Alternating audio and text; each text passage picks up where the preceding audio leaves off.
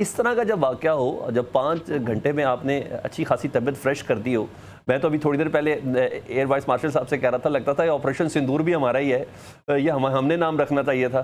जिस तरीके से हमारे F-16 इंडिया की फ़िज़ाओं में फिर रहे थे संदूर लेके, जहाज़ों की शक्ल में या मिसाइलों की शक्ल में। मैं ये पूछना चाहूँगा आपसे कि इसकी बाकायदा ज़िम्मेदारी किस पर होती है, जब इतने बड़े मुल्क को और इतनी बड़ी इकॉनमी को इतनी ज़बरदस्त किस्म की डिफीट मिली हो? ये हुक्मरानों पे होती है, उनकी फ़ौज पर होती है, या फ़ौज के किसी खास हिस्से पे होती है? किस पर होती है ज़िम्मेदारी?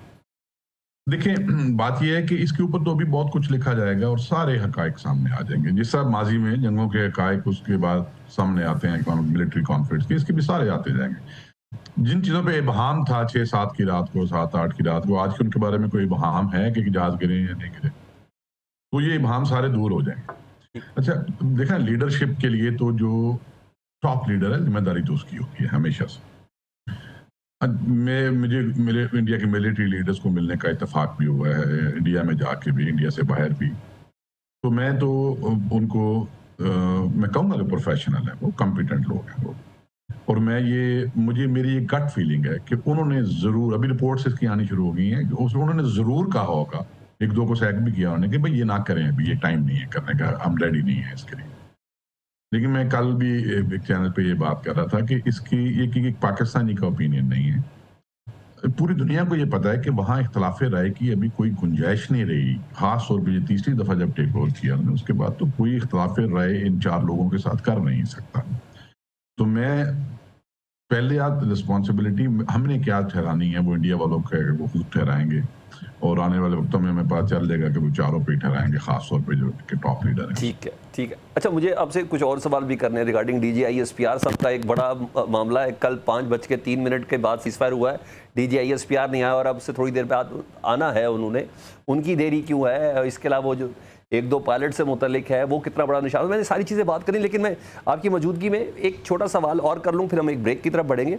सर, उधमपुर, पठानकोट एयरबेस, ब्रह्मस का स्टोरेज, ये कितना ज़्यादा सिग्निफिकेंट है भारत के लिए? जहाँ तो कह रहे थे कि उनकी सबसे बड़ी ताकत ही ब्रह्मोस की शक्ल में, बस चुटकियाँ बस फेंको और गया पाकिस्तान, ये कह रहे थे। तो हमने तो उधर ही उड़ा दिया। मैं बड़ा इसका शॉर्ट आंसर देना चाहूँगा। प्लीज़। लेकिन ये सिर्फ उनके लिए लम्हा फिक्रिया नहीं है।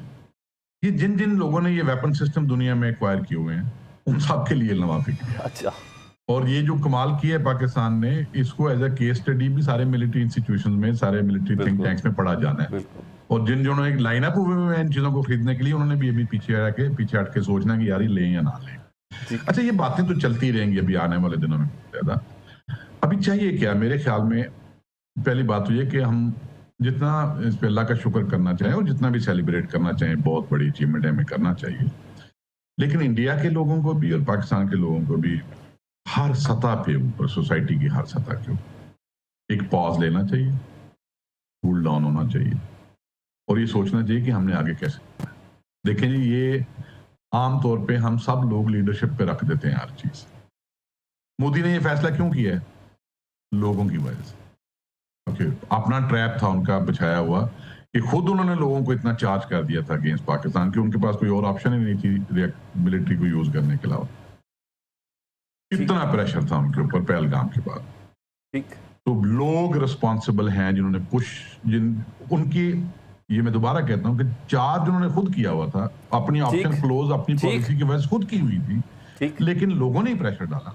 ठीक। तो ये जो जिस तरह के हम 78 साल में हमारे रिलेशनशिप इवॉल्व हुए हैं, इसमें लोगों ने भी दोनों तरफ की नफरतों में कंट्रीब्यूट किया है, मीडिया ने बेइंतहा किया है, उनके मीडिया। वेरी गुड सजेशन कि एक छोटा सा पॉज लेना चाहिए दोनों नेशंस को,